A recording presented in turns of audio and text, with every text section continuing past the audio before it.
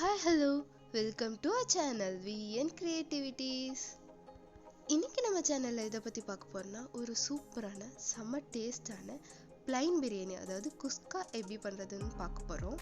இது கூடவே இதுக்கு சைடு டிஷ்ஷா சோயா சங்க் வச்சு ஒரு சூப்பரான சுக்கா எப்படி பண்றதுன்னு தான் சேர்த்து பார்க்க போறோம். இது எப்படி பண்றதுன்னு பார்க்கிறதுக்கு முன்னாடி இப்பதான் நீங்க நம்ம சேனலை ஃபர்ஸ்ட் டைம் பார்க்கறீங்கன்னா மறக்காம சப்ஸ்கிரைப் பண்ணிருங்க. கூடவே அந்த பெல் ஐகானை கிளிக் பண்ணிருங்க. அப்பதான் போற வீடியோஸோட நோட்டிஃபிகேஷன் உங்களுக்கு வரும். இதுக்கு ஃபர்ஸ்ட் ஒரு ஆனியன் எடுத்து அது பாக்ஸா கட் பண்ணிக்கலாம். அடுத்ததா 2 தக்காளி எடுத்து அதையும் பாக்ஸா கட் பண்ணிக்கலாம். இப்போ அடுப்புல ஒரு குக்கர் வச்சு அதுல ஒரு 3 டேபிள் ஸ்பூன் அளவுக்கு எண்ணெய் ஊத்திடலாம். எண்ணெய் நல்லா சூடானதுக்கு அப்புறமா ஒரு 5 ல இருந்து 6 லவங்கம், 2 சின்ன துண்டு பட்டை, 2 ஏலக்காய், ஒரு சின்ன துண்டு ஜாவித்ரி இதெல்லாம் சேர்த்துடலாம். அதுக்கப்புறமா நம்ம கட் பண்ணி வச்சிருக்கல வெங்காயம் அதையும் இதுல சேர்த்துட்டு இது கூடவே ஒரு பச்சை மிளகாய் ஆட் பண்ணி நல்லா வதக்கிடலாம். இந்த வெங்காயம் நல்லா கண்ணாடி பதம் வரணும், அந்த அளவுக்கு இதை நம்ம நல்லா வதக்கிடணும். இப்போ பாருங்க வெங்காயம் எல்லாம் நல்லா வதங்கி அது கண்ணாடி பதம் ப்ரௌன் கலர்ல ஆயிடுச்சு. இப்போ இது கூட நான் ஒரு விரல் சைஸ் இஞ்சி அந்த 8 பல் பூண்டை எடுத்து வச்சிருக்கேன், அதை இதோட ஆட் பண்ணி இதையும் சேர்த்து நல்லா வதக்கிடலாம். இந்த இஞ்சி நல்லா வதங்கி அதுலேருந்து ஒரு பியூட்டிஃபுல் அரோமா வரணும், அந்த அளவுக்கு அதை நம்ம நல்லா வதக்கிடணும். இப்போ பாருங்க இஞ்சி நல்லா வதங்கி அதுலேருந்து நல்ல ஸ்மெல் வருது. இந்த ஸ்டேஜ்ல நம்ம முன்னாடி கட் பண்ணி வச்சிருந்தோம்ல 2 தக்காளி அதை இதில் ஆட் பண்ணிடலாம். இப்போ இதையும் சேர்த்து நல்லா வதக்கிடலாம். இதுக்கு முடிஞ்ச அளவுக்கு நல்லா பழுத்த தக்காளி எடுங்க, அப்பதான் நல்ல டேஸ்டும் கலரும் கொடுக்கும். அடுத்ததா ஒரு கை நிறைய புதினா சேர்த்து அதை நல்லா வதக்கிடலாம். இது கூடவே ஒரு கை நிறைய கொத்தமல்லி இலைகளையும் சேர்த்து அதையும் நல்லா வதக்கிடலாம். இது ரெண்டும் நல்லா சுருண்டு வரலாம் நம்ம வதக்கிடலாம். இப்போ பாருங்க இதெல்லாம் நல்லா எண்ணெய் பிரிஞ்சு வர வதங்கிடுச்சு. இந்த ஸ்டேஜ்ல அடுப்பு ஆஃப் பண்ணிடலாம். இது ஆனதும் மிக்ஸி ஜார்ல மாற்றி அரைச்சு எடுத்துடலாம். இது அப்படியே இருக்கட்டும். அடுத்ததா குக்கர் அடுப்புல வச்சு அதுல 3 டேபிள் ஸ்பூன் அளவுக்கு எண்ணெய், 1 டேபிள் ஸ்பூன் அளவுக்கு நெய் ஆட் பண்ணிக்கலாம். இது சூடானதுக்கு அப்புறமா ஒரே ஒரு பிரியாணி இலையை ஆட் பண்ணி அதையும் நல்லா வதக்கிடலாம். இப்போ இது கூடவே ஒரு பெரிய வெங்காயத்தை நீல வாக்கில் கட் பண்ணி வச்சிருக்கேன், அதையும் ஆட் பண்ணி நல்லா வதக்கிடலாம். இந்த வெங்காயத்தை நல்லா கண்ணாடி பதம் வரல வதக்கிடலாம். இப்போ பாருங்க வெங்காயம் நல்லா வதங்கிருச்சு. இந்த ஸ்டேஜ்ல நம்ம அரைச்சி வச்சிருக்க பேஸ்ட் ஆட் பண்ணி அதையும் நல்லா வதக்கிடலாம். பேஸ்ட் ஆட் பண்ணதுக்கு அப்புறமா அடுப்பை லோ ஃப்ளேம்ல வச்சிருங்க, அப்பதான் அடி பிடிக்காம இருக்கும். அடுத்ததா இது கூடவே நான் 2 டேபிள் ஸ்பூன் அளவுக்கு தயிர் ஆட் பண்ணிக்கிறேன். தயிர் ஆட் பண்ணிட்டு அதை நல்லா மிக்ஸ் பண்ணி விட்டுடலாம். தயிரை கட்டிப்படாம நல்லா மிக்ஸ் பண்ணி விட்டுருங்க. அதே மாதிரி கெட்டியான தயிர் நீங்க ஆட் பண்ணீங்கன்னா அதை நீங்க தண்ணி ஊற்றி மிக்ஸ் பண்ணி ஆட் பண்ணுங்க, அப்பதான் அங்கங்க கட்டியா நிக்காம இருக்கும். அடுத்ததா 1 டீஸ்பூன் அளவுக்கு Kashmir red chilli powder add பண்ணி அதை நல்லா மிக்ஸ் பண்ணி விட்டுடலாம். நான் இங்க கலருக்காக தான் காஷ்மீர் ரெட் சில்லி யூஸ் பண்றேன். உங்ககிட்ட இது இல்லைன்னா நீங்க நார்மல் ரெட் சில்லி பவுடர் கூட யூஸ் பண்ணலாம். அதே மாதிரி நான் இங்க கொஞ்சம் காரம் கம்மியா தான் போட்டிருக்கேன், நீங்க உங்க சுவைக்கேற்ப கூடவோ குறைச்சோ போட்டுக்கோங்க. அடுத்ததா இதுக்கு தேவையான அளவு தண்ணி ஊத்திடலாம். நான் இங்க நார்மல் பொன்னி அரிசி தான் யூஸ் பண்றேன், இதுக்கு 2 டம்ளர் அளவுக்கு தண்ணி தேவை. இப்போ இதெல்லாத்தையும் மிக்ஸ் பண்ணி விட்டுட்டு கொஞ்சமா உப்பு சேர்த்துடலாம். உப்பு சேர்த்துட்டு இது நல்லா கொதிக்க விட்டுடலாம். இது நல்லா கொதிச்சு வர சமயத்துல நம்ம ஊற வச்சிருக்க அரிசி சேர்த்துடலாம். நீங்க உங்ககிட்ட இருக்க அரிசிக்கேற்ப தண்ணி கூடுதலாவோ குறைச்சலோ போட்டுக்கோங்க.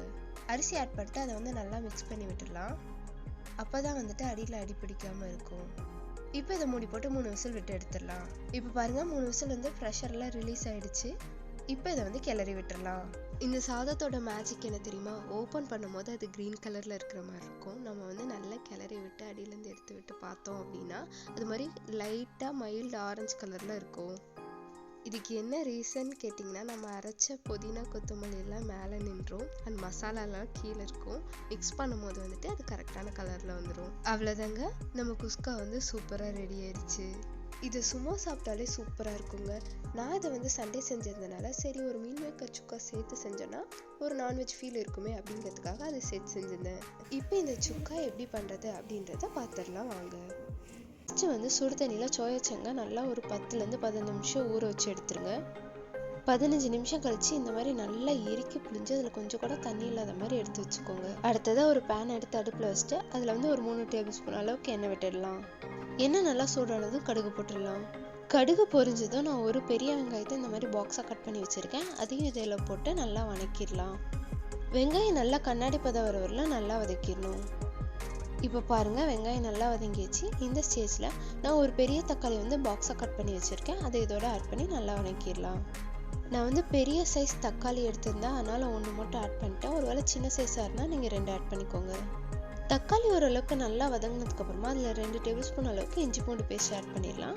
இப்போ இதையும் சேர்த்து நல்லா வதக்கிடலாம். இஞ்சி பூண்டு பேஸ்ட்டை ஆட் பண்ணதுக்கு அப்புறமா வந்துட்டு அடுப்பை வந்து லோ ஃப்ளேமில் வச்சுருங்க. அப்போ தான் வந்துட்டு அடி பிடிக்காமல் இருக்கும். இல்லைன்னா இஞ்சி பூண்டு பேஸ்ட்லாம் போய் வந்துட்டு பாத்திரத்தில் ஒட்டிக்கும். அடுத்ததாக இந்த தக்காளி வதங்கிறதுக்கு தேவையான அளவு மட்டும் கொஞ்சமாக உப்பு சேர்த்துக்கலாம். நான் இங்கே ஒரு 1/4 டீஸ்பூன் அளவுக்கு உப்பு சேர்த்துருக்கேன். உப்பு சேர்த்துட்டு இதை நல்லா வந்து மிக்ஸ் பண்ணி விட்டுலாம். அடுத்ததாக இது கூடவே 1/2 டீஸ்பூன் அளவுக்கு மிளகாய்த்தூள், 1 டீஸ்பூன் அளவுக்கு வந்து கறி மசாலா அண்ட் 1 டீஸ்பூன் அளவுக்கு சோம்புத்தூள் ஆட் பண்ணிக்கலாம். இப்போ இது எல்லாத்தையும் சேர்த்து நல்லா வந்து மிக்ஸ் பண்ணி விட்டுலாம். இந்த ஸ்டேஜில் அடுப்பை வந்து ஃபுல்லாக சிம்மில் வச்சுருங்க. அப்போ தான் வந்துட்டு அடி பிடிக்காமல் இருக்கும். இந்த மசாலாவெல்லாம் நல்லா ஒரு நிமிஷம் இந்த எண்ணெயிலே நல்லா வதக்கிடுங்க. அதுலேருந்து எண்ணெய் நல்லா தனியாக பிரிஞ்சு வரணும், அந்தளவுக்கு வதக்கிடுங்க. இப்போ பாருங்கள், இதை நல்லா வதங்கி எண்ணெய் பிரிஞ்சு வந்துருச்சு. இப்போ இந்த ஸ்டேஜில் நான் 1 டம்ளர் அளவுக்கு தண்ணி ஆட் பண்ணிடுறேன். தண்ணி ஆட் பண்ணிட்டு அதை வந்து நல்லா வந்து மிக்ஸ் பண்ணி விட்டுடலாம். இப்போ அடுப்பை வந்து ஹை ஃப்ளேமில் வச்சிடலாம்.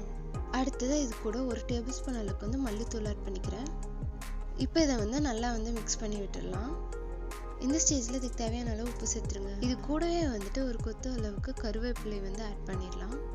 இப்போ இதை நல்லா மிக்ஸ் பண்ணி விட்டுட்டு பச்சை வாசம் போகிற வரலும் கொதிக்க விட்டுடலாம்.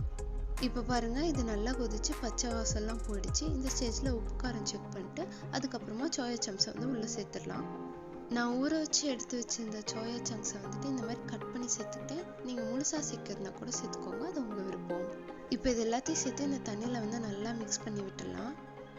எல்லா சோயா சங்க்ஸும் நல்லா இந்த தண்ணியில் போகிற மாதிரி வந்து நல்லா மிக்ஸ் பண்ணி விட்டுடணும்.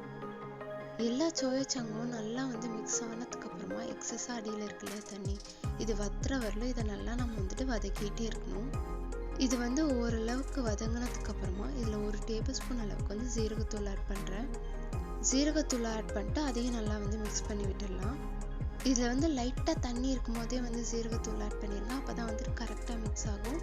இது வந்து ட்ரை ஆயிடுச்சு அப்படின்னா ஜீரகத்தூள் ஆட் பண்ணிங்கன்னா கரெக்டாக வந்து மிக்ஸ் ஆகாது, அங்கங்கே கட்டி கட்டியாக ஃபார்ம் ஆகி நின்றுடும். இப்போ இந்த சுக்கா வந்துட்டு நல்லா ஃபுல்லாக ட்ரை ஆகிற வரல இதை வந்து நம்ம நல்லா வதக்கிடலாம். இது வந்து நல்லா ட்ரை ஆனால் தான் சாப்பிட்றதுக்கு நல்லாயிருக்கும். தண்ணியாட்டம் இருந்தால் சொத சொதன்னு இருக்கும். இப்போ பாருங்கள், இது ஓரளவுக்கு நல்லா ட்ரை ஆயிடுச்சு. இப்போ இந்த ஸ்டேஜில் இதில் வந்து பெப்பர் ஆட் பண்ணிக்கலாம். பெப்பரை ஆட் பண்ணிட்டு அதையும் வந்துட்டு நல்லா மிக்ஸ் பண்ணி விட்டுடலாம். இப்போ பாருங்கள், இந்த மீல் மேக்கர்லாம் எவ்வளோ சுருண்டு வந்திருக்கு அப்படின்ட்டு. நம்ம முன்னாடி போடும்போது எவ்வளோ நிறையா இருந்துச்சு, இப்போ எவ்வளோ வந்துட்டு சுருண்டு வந்திருக்குன்ட்டு பாருங்கள். இப்படி நல்லா சுருண்டு வந்தால் தான் அது வந்து நல்லா டேஸ்ட் கொடுக்கும். சிலர் சொல்லுவாங்க சோயா சங்க் வந்து சாப்பிட பிடிக்காது, ஏன்னா அது வந்து ஒன்றுமே இல்லாத மாதிரி இருக்கும், சக்க மாதிரி இருக்கும் அப்படின்னு. அது வந்து சரியாக வந்து குக் பண்ணாதனால தான் அந்த மாதிரி இருக்கும்.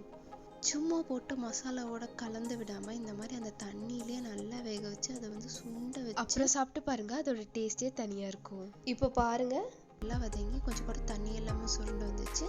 இந்த ஸ்டேஜில் ஒரு கைப்பிடி அளவுக்கு கொத்தமல்லி ஆட் பண்ணி அதை வந்து நல்லா மிக்ஸ் பண்ணி விட்டுடலாம். இது வந்து ஒவ்வொரு இடத்துல ஒவ்வொரு மாதிரி சொல்கிறாங்க. ஒரு சில இடத்துல சோயா சங்க், ஒரு சில இடத்துல வந்து மீல் மேக்கர் இந்த மாதிரி சொல்கிறாங்க.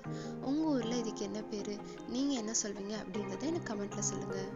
அவ்வளோதாங்க, நம்ம சோயா சங்க் சுக்கா வந்து சூப்பராக ரெடி ஆயிடுச்சு. பாருங்கள், நல்லா உதிரி உதிரி எவ்வளோ சூப்பராக வந்திருக்கு அப்படின்ட்டு. இனி இதை வந்து சர்வ் பண்ணிட வேண்டியதான். இந்த பிளைன் பிரியாணியோட இதை சேர்த்து சாப்பிடும்போது அல்டிமேட்டாக இருந்ததுங்க. ஏதாவது ஒரு சண்டே நான்வெஜ் சமைக்கக்கூடாது அப்படின்ற டைமில் இது மாதிரி செஞ்சு பாருங்கள். நீங்கள் வந்து நான்வெஜ் சாப்பிட்ட ஃபீல் உங்களுக்கு கொடுக்கும்.